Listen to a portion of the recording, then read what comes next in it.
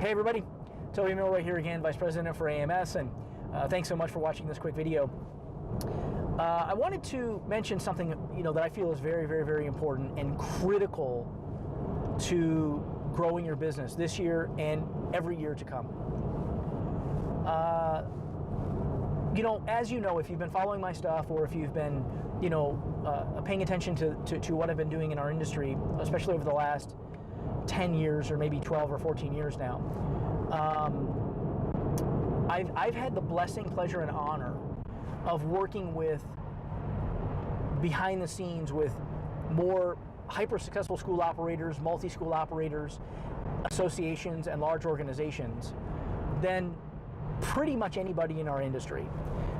With my tenure as the Chief Operating Officer at NATMA, running my own schools and my own organization, and then also now facilitating for one of the most innovative software and web development and billing companies in our industry, AMS. I've had the opportunity to sort of see behind the scenes of more schools than most people in our industry have even ever met, right? So one of the things that I've noticed that's, I believe, critical to your success this year, critical to your success forever, is this. I stumbled across a post on a forum, a Facebook forum, a couple days ago, and it was a discussion, in my view, kind of a misguided discussion, not facilitated very well, but it was a discussion about demographics and about choosing a demographic for a new location. And there was all sorts of advice and thoughts about how to pick a good demographic. How many private schools are in that area? How many other martial arts schools are in that area? How many, what are other martial arts schools charging in that area? These types of things. And, first I got to tell you that, what other schools are charging in your area is irrelevant to what you can do. But my point for today is this. It's important to understand the demographic. It's important to understand the demographic and psychographic characteristics of your market, of where you want to put locations. There's no question about that. But the core underpinning of this thread was really more of a macro question about, is the economy going to be good enough to help support my school, right? Are President Trump's policies or the Congress's policies, are they going to help me grow my school this year, or are they going to be working against me? And what's the competition down the street charging? And how many martial arts schools are there, and how many gymnastics academies are there, and things like that.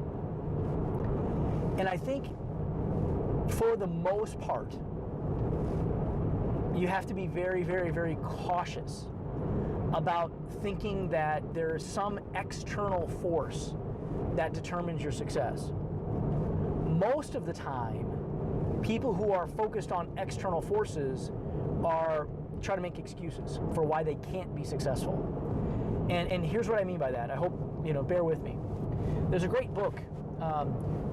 One of the guests that we've had at one of the seminars that I facilitated for several years ago, maybe 8 or 9 years ago now, was Colonel Larry Donathorn, the gentleman who wrote the book, The West Point Way of Leadership, right? And it's a fascinating book. If you haven't picked it up, you should pick up a copy. I think it's still in print. If not, you can find it on Amazon or find it on eBay. One of the fundamental, which by the way, the West Point Way of Leadership is what we modeled our leadership curriculum after, the structure of West Point, not necessarily the book, but the structure of West Point. And so one of the things that is critically important at West Point is they're taking people from high school graduate, 4 years later, they're putting people's lives in their hands, right? So what they can accomplish in 4 years at West Point is really incredible. And there are lots of lessons that we can and should learn from that. But the very first lesson in their plebe year, in the first year that a cadet goes to West Point, they're given only 4 responses. If any upperclassman asks them a question, They only have 4 possible responses.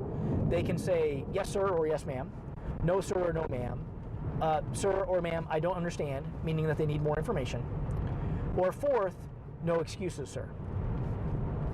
Right? Now that 4th one is the magic.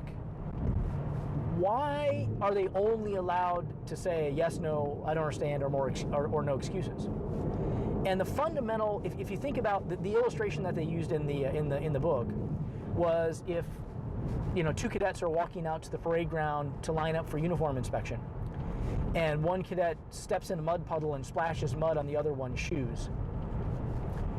During the inspection, the upperclassmen know how to ask questions the right way, and they'll say to the cadet with the dirty shoes, "Why aren't your shoes shined?"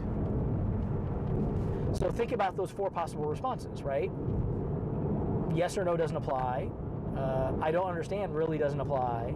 So the only acceptable answer is no excuses, sir. What that forces the cadet to do is it forces them to stop blaming external forces for their results. Now, it's a silly example with a dirty shoe, right? But understand the psychological underpinnings of what that really does, right?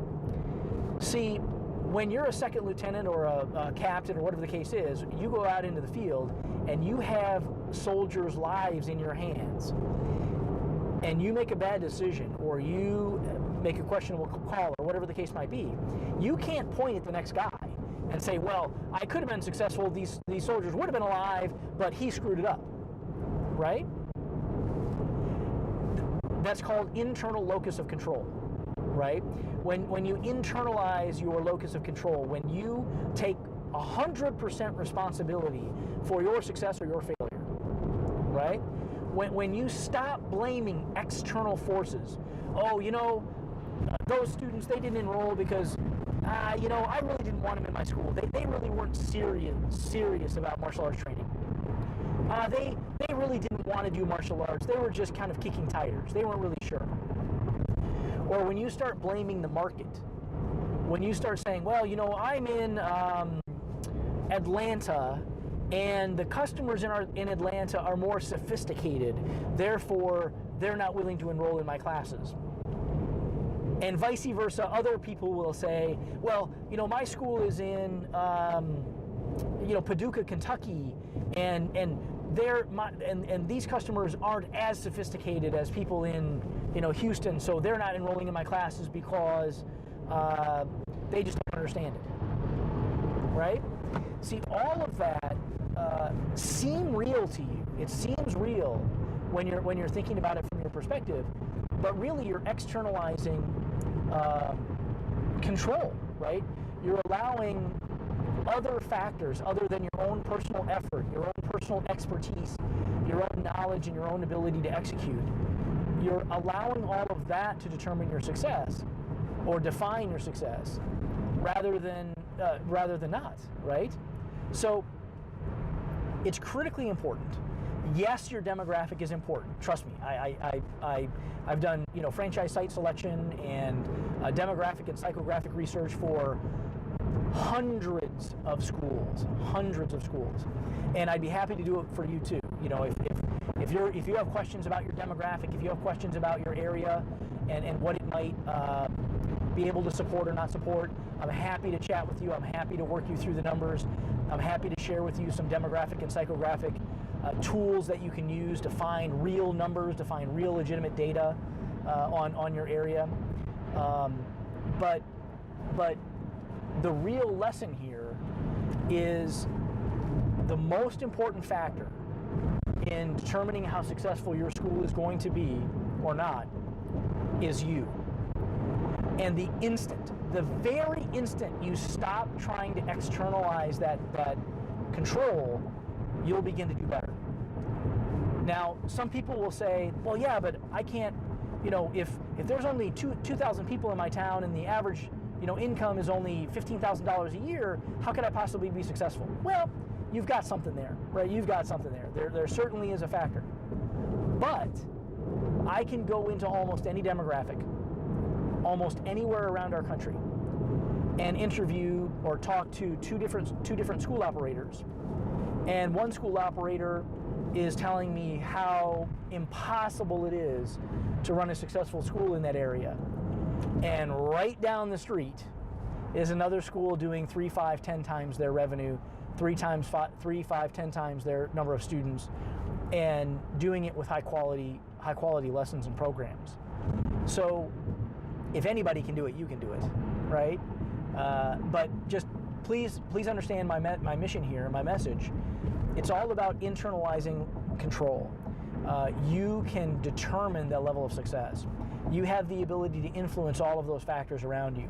Certainly you want to select, an area that can support you. There's no question about that. And I'm happy to help anybody, who needs help with that. But fundamentally, it's going to come down to the skills, strategies, and tools that you choose to use in your location, that you choose to execute, and how well you execute them.